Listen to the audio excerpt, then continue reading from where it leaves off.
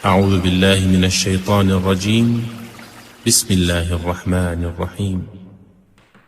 Assalamualaikum warahmatullahi wabarakatuh. Alhamdulillah, kita limpahkan puji syukur kita kepada Allah Subhanahu wa taala. Semoga kita selalu dilindungi oleh Allah. Salawat dan salam marilah kita hadiahkan buat junjungan Nabi Muhammad sallallahu alaihi wasallam. Nabi Muhammad sallallahu alaihi wasallam merupakan tauladan bagi umat seluruhnya.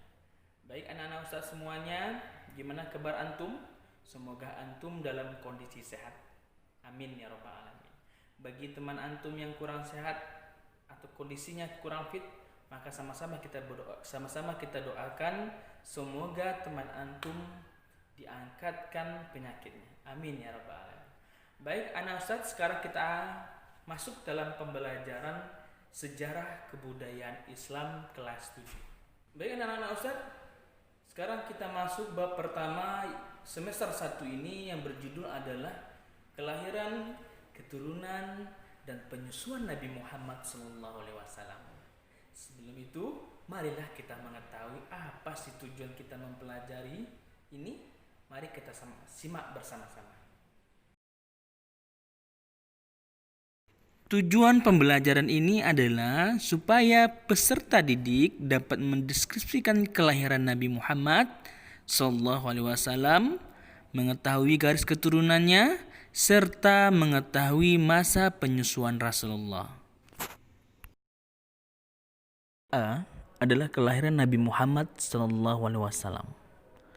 Rasulullah SAW dilahirkan di tengah kabilah besar, yaitu Bani Hashim di kota Mekah pada pagi hari Senin, tanggal 12 Rabiul Awal di tahun gajah.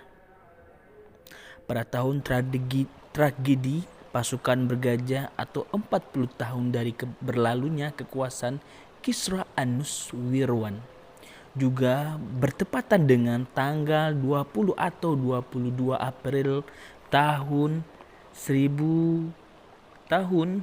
571 Masehi. Sesuai dengan analisa seorang ulama besar, Muhammad Sulaiman Al-Mansur Furi, dan seorang astrologi ahli ilmu falak. Ayahnya bernama Abdullah dan ibunya bernama Aminah. Ketika melahir beliau, banyak kejadian-kejadian yang sangat luar biasa. Apakah kejadian yang sangat luar biasa itu? Yang pertama adalah jatuhnya 14 beranda istana kekaisaran Persia. Yang kedua adalah padamnya api yang biasa disembah oleh kaum Majusi dan robohnya gereja-gereja di sekitar Danau Sawah setelah airnya menyusut.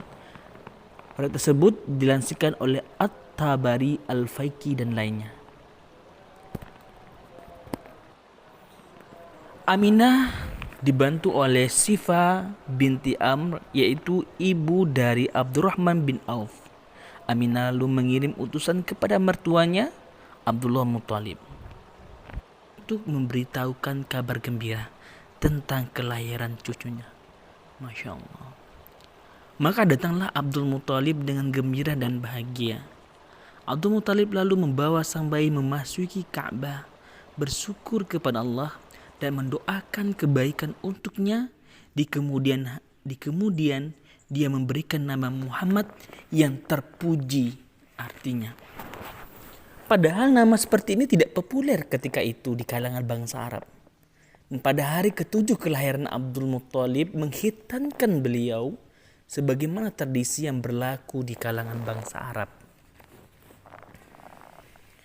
Memberikan makanan kepada orang-orang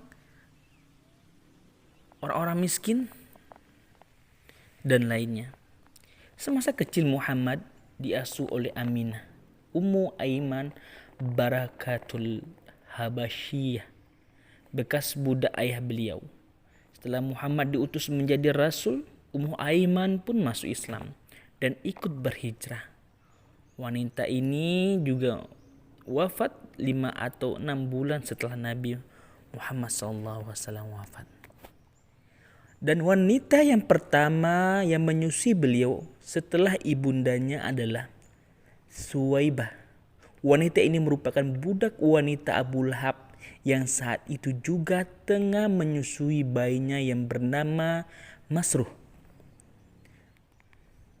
Sebelumnya, dia juga telah menyusui Hamzah bin Abdul Muthalib, kemudian menyusui Abu Salamah bin Abdul Asad al-Mukhzumi setelah menyusui beliau.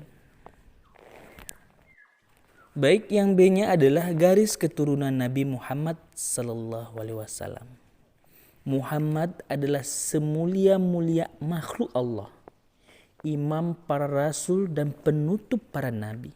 Nasab atau garis keturunan beliau selengkapnya adalah Muhammad bin Abdullah bin Abdul Muthalib bin Hashim bin Abdul Manaf bin Qusay bin Khilab bin Murrah bin Ka'bah Zuaimah bin Mudrikah bin Ilyas bin Mudhar bin Nizar bin Ma'ad bin Adnan, dan Adnan merupakan keturunan dari Nabi Ismail bin Ibrahim alaihissalam.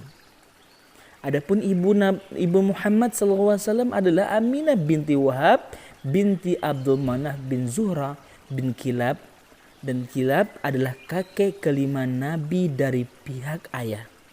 Jadi ayah dan ibu beliau berasal dari satu keturunan yang bertemu pada Kilab bin Murrah. Ada yang mengatakan bahwa nama asli Kilab adalah Urwah. Ada juga menyebut namanya adalah Hakim. Itulah karena bangsa Arab dahulu mereka banyak menghafal silsilah keturunan mereka. Karena kebiasaan mereka adalah menghafal silsilah mereka supaya mereka tidak melupakan keturunan yang berasal. Zaman jahiliyah dahulu, orang kalau mau berperang atau berantem, mereka harus menyebutkan silsilah mereka terlebih dahulu sebelum mereka berperang. Kalau bertemu dengan satu nenek moyang, maka mereka bersahabat, tidak jadi berperang. Seperti itulah bangsa Arab jahiliyah zaman dahulu. Adapun keluarga Nabi Muhammad SAW, keluarga Muhammad dikenal dengan sebutan Bani Hashim.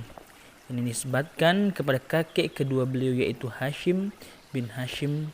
Ini benar-benar mewarisi sejumlah kedudukan dan keutamaan yang dimiliki Qusay seperti As-Sikhoyah dan Ar-Rifadah. Melalui Hashim, kaum Quraisy terus mengembangkan rutinitas tersebut secara turun-temurun hingga datangnya Islam. Hashim adalah tokoh besar pada zamannya. Dia bisa menumbuk roti dengan daging kemudian mengolahnya menjadi sadid, kemudian dia mempersilahkan orang-orang untuk memakannya. Kebiasaan ini membuat laki-laki ini dijuluki Hashim, si penumbuk roti, padahal nama aslinya adalah Amr. Hashim juga menelopori dua rute perjalanan dagang, yaitu perjalanan pada musim dingin menuju Yaman dan pada musim panas menuju Syam. Abdul Muthalib bin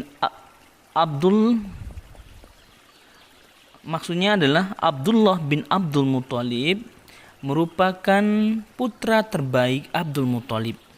Ia dikenal paling menjaga kehormatan diri hingga menjadi anak yang paling dicintai. Abdul Muthalib lalu memilih jodoh untuk putranya itu, yaitu Aminah binti Wahab. Ia adalah wanita Quraisy yang mulia dan terhormat. Ayahnya bernama Wahab, adalah pemimpin Bani Zuhra. Tidak lama kemudian dilakukan peminangan dan pernikahan. Abdullah bersama Aminah pun membangun rumah tangga di Mekah, dan di sanalah wanita ini dimulai mengandung janin Rasulullah SAW. Suatu waktu Abdul Muthalib mengutus Abdullah ke Syam untuk berdagang. Sekembalinya dari negeri Syam, ketika berada di Madinah, dia jatuh sakit hingga kemudian meninggal dan dikuburkan di rumah Nabiha Az-Zubyani yang wafat pada usia 25 tahun. Dan ini terjadi sebelum kelahiran Rasulullah. Masa penyusuan Rasulullah selama 2 tahun lamanya. Mungkin itu saja. Terima kasih kepada Ustaz. Semoga ada manfaatnya. Assalamualaikum warahmatullahi wabarakatuh.